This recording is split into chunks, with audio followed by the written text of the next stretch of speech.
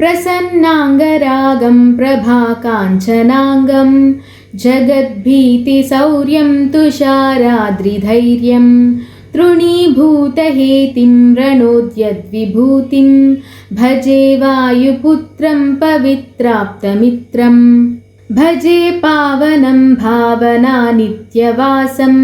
भजे बालभानुप्रभाचारुभासं भजे चन्द्रिकाकुन्दमन्दारहासं भजे सन्ततं रामभूपालदासं भजे लक्ष्मणप्राणरक्षातिदक्षं भजे तोषितानेकगीर्वाणपक्षं भजे घोरसङ्ग्रामसीमाहताक्षं भजे रामनामातिसम्प्राप्तरक्षं कृताभीलनादं क्षितिक्षिप्तपादं घनक्रान्तभृङ्गं कटिस्थोरुजङ्घं वियद्व्याप्तकेशं भुजाश्लेषितास्मं जयश्रीसमेतं भजे रामदूतं छलद्वालघातं भ्रमच्चक्रवालं कठोराट्टहासं प्रभिन्नाब्जजाण्डं महासिंहनादाद्विसीर्णत्रिलोकं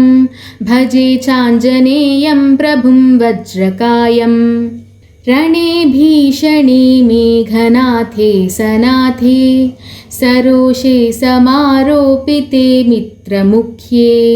खगानां घनानां सुराणां च मार्गे नटन्तं वहन्तं हनुमन्तमीडे कनद्रत्नजम्भारिदम्भोलिधारं कनद्दन्तनिर्धूतकालोग्रदन्तं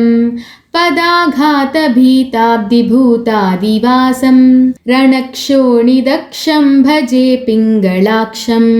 महाग्राहपीडां महोत्पातपीडां महारोगपीडां महातीव्रपीडां हरत्यस्सु ते पादपद्मानुरक्तो नमस्ते कपिश्रेष्ठ रामप्रियो यः सुधासिन्धुमुल्लङ्घ्यनाथोग्रदीप्तः सुधाचौषधीस्ताः प्रगुप्तप्रभावः क्षणद्रोणशैलस्य सारेण सेतुं विना भूः स्वयं कः समर्थः कपीन्द्रः निरातङ्कमाविश्य लङ्कां विशङ्को भवानेव सीतातिशोकापहारी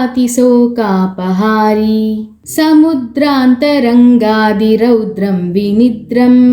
विलङ्घ्योरुजङ्घस्तुतामर्त्यसङ्घः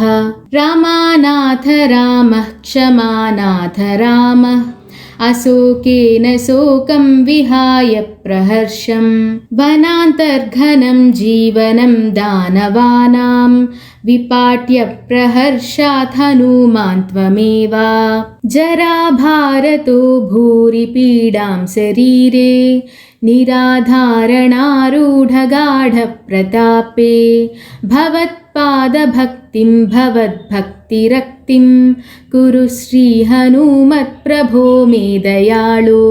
महायोगिनो ब्रह्मरुद्रादयो वा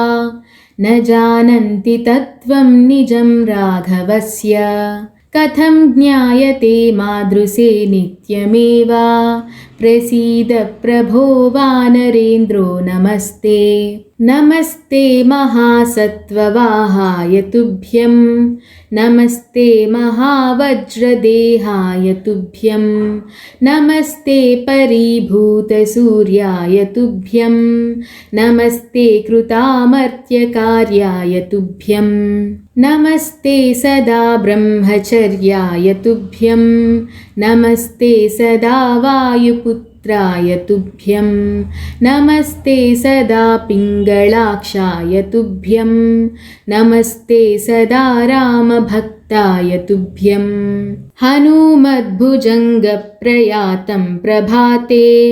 प्रदोषेऽपि वाचार्धरात्रेऽपि मर्त्यः पठन्नस्नतोऽपि प्रमुक्ताघजालः सदा सर्वदा रामभक्तिं प्रयाति।